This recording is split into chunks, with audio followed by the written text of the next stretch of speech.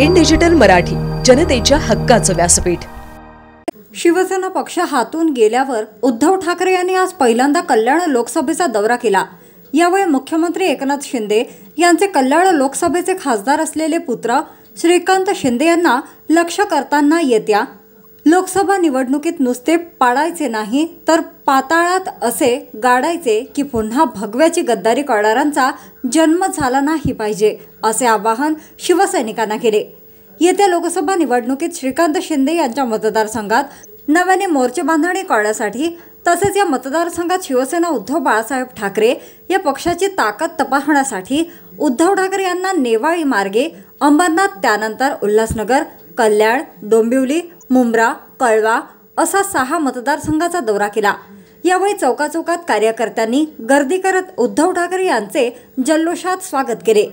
कल्याण लोकसभेत खासदार श्रीकांत शिंदे यांचा येत्या निवडणुकीत पराभव करण्यासाठी आजपासूनच कामाला लागा, असे आवाहन ठाकरे यांनी शिवसैनिकांना केले। यावेळी कल्याण लोकसभेत शिवसेना उद्धव बाळासाहेब ठाकरे गटाकडून निष्ठावंत उमेदवार दिला जाईल। मागच्या वेळी गद्दाराला तिकीट देऊन जी चूक केली ती पुन्हा करणार नाही, असे ठाकरे म्हणाले। तसेच कोणाला वाटत असेल की कल्याण लोकसभा त्याच्या बापाची मालमत्ता आहे तर तसे नाही। कल्याण लोकसभा सर्वसामान्य निष्ठावंत शिवसैनिकांची मालमत्ता असल्याचे ठाकरे यांनी ठणकावून सांगितले। येत्या लोकसभा निवडणुकीत कल्याण लोकसभेवर भगवा फडकवणारच असल्याचे यावेळी ठाकरे यांनी जाहीर केले। यावेळी ठाकरे गटाचे त्यांच्याबरोबर धनंजय बोडारे, जया तेजी, रवींद्र सिंह उर्फ पिंकी भुल्लर, बापू सावंत, राजेंद्र शाहू, दिलीप मिश्रा, भगवान मोहिते, शिवाजी जावळे, दशरथ चौधरी, देवेंद्र तरे, गणेश भारंबे आदींसह इतर पदाधिकारी उपस्थित होते। आजचा कार्यक्रम केवळ आणि केवळ शाखा भेटींचा आहे, पण या निमित्ताने मला एक लक्षात येत आहे, लोकशाही मधलं युद्ध म्हणजे निवडणूक, आणि निवडणूक युद्ध म्हटल्यानंतर दारूगोळा तर पाहिजेच, शस्त्र तर पाहिजेच। ती माझी शस्त्र किती लखलखती आहेत आणि दारूगोळा किती मजबूत आहे, ठासून भरलेला आहे, तो आज मला दिसतोय।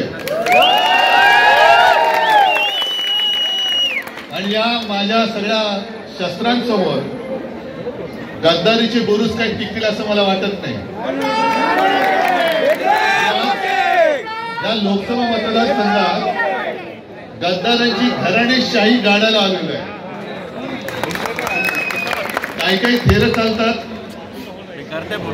मंदिरं साफ करतात। आता मंदिरं मी आता ऑनलाईन आता काय हल्ली बातम्या फार इकडच्या तिकडे फार पटापट जातात। एक तर इलेक्ट्रॉनिक चॅनल सगळे आहेत, मोबाईल आहेत आणि बातम्या फार पटकन पसरतात।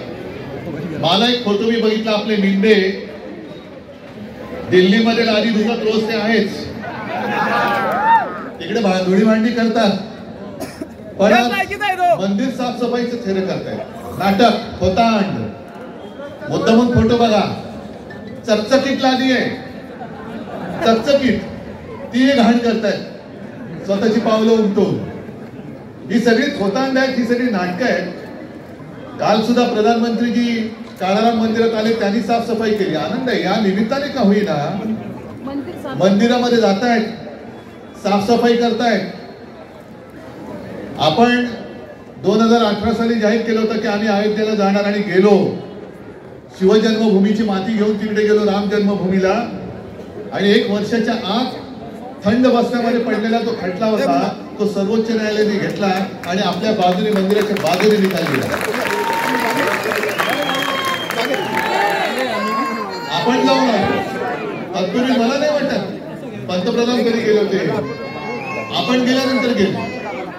काळाराम मंदिरामध्ये आपण 22 तारखेला जाणारच आहोत, आणि त्या तिथे मी आज आपल्या देशाच्या राष्ट्रपती महामहिम राष्ट्रपती द्रौपदी मुर्मूजींना पण आमंत्रण दिलेलं आहे की आपण सुद्धा या। पण मला असं कळलं, आपण जाहीर केल्यानंतर पंतप्रधान काल काळाराम मंदिरात धावत गेले। आपण मुर्मूंना राष्ट्रपतीजींना आमंत्रण देणार म्हटल्यानंतर काल घाई गडबडीमध्ये त्यांना एक पटकन एक आमंत्रण पाठवून दिलं। आता आज मी जाहीर करतोय की 22 तारखेच्या आत मला शक्य, बहुतेक ते शक्य होईलच, मी पुन्हा एकदा शिवनेरीला जाणार आहे. शिवजन्मभूमीला वंदन करायला एक कृतज्ञतेचा भाव म्हणून मी शिवजन्मभूमीला जाणार आहे. मोदीजी, माझ्या आधी आपणही जाऊन या, आपणही जाऊन या, कारण शिवनेरी आमचीच आहे. या महाराष्ट्रामध्ये तेच जन्माला आलं नसतं तर आज त्या गादीवर बसली ती गादी तुम्हाला दिसली नसती. म्हणून मी जाणार आहे शिवनेरीला. मोदीजी, माझ्या आधी तुम्ही जाऊन या, चालेल आम्हाला. आणि तिकडे सुद्धा साफसफाई थोडी जी काही लोकांना सांगत असेल ती करून घ्या. कारण जसा प्रभू श्री राम आम्हाला वंदनीय आहे तसं आमचे छत्रपती शिवाजी महाराज हे सुद्धा वंदनीय आहेत. पण ते आज आपण आपली हालत असते, आपण असतो की नाही. आणि म्हणून देशभर निवडणूक तर होणार आहे, पण कल्याण लोकसभा मतदारसंघावरती विशेष जबाबदारी आहे. नुसता गाडायचा नाही, पाताळात गाडायचा. आणि असं डिपॉझिट जप्त झालं पाहिजे की या शिवरायाच्या पवित्र महाराष्ट्रामध्ये गद्दार जे आहेत ते नुसते गद्दार नाहीत, तर शिवरायाच्या भगव्याशी गद्दारी करणारे, शिवरायाच्या भगव्याला गद्दारीचा कलंक लावणारे पुन्हा पुढच्या पिढ्यांमध्ये जन्माला येता कामा नये अशा पद्धतीने त्याला घ्यायला पाहिजे. निवडणुकीच्या पण आजपासून कामाला लागा. आपला जो निष्ठावंत उमेदवार तुम्हाला मी देईन, होय आता मी निष्ठावंत देणार आहे, गद्दार देणार नाही, गद्दार देणार नाही.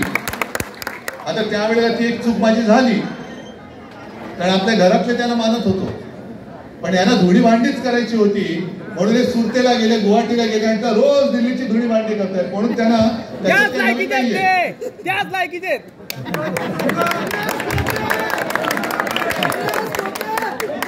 मला वाटतं माझ्यापेक्षा तुमच्या मनात त्यांच्यावरती बोलण्यासारखं खूप काही आहे. पण मी जाहीर सभेसाठी पुन्हा येईनच. पण आज हा जो काही जल्लोष आहे, हा जल्लोष मला विजयाच्या जल्लोषात त्याचं रूपांतर करून पाहिजे. कारण कल्याण मतदारसंघ कोणाला जर वाटत असेल की आपल्या बापाची मालमत्ता आहे, की नाही माझ्या सर्वसामान्य शिवसैनिकांची आणि इथले जनतेची मालमत्ता आहे, इकडे गद्दारीला खाला नाही, विजय मिळवून देणार, पुन्हा आपला शिवरायाचा शिवसेनेचा पवित्र भगवा फडकणार. तुम्हाला खूप खूप शुभेच्छा.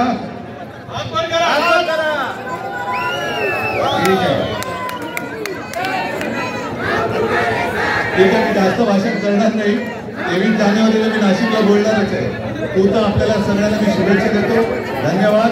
जय हिंद, जय महाराष्ट्र.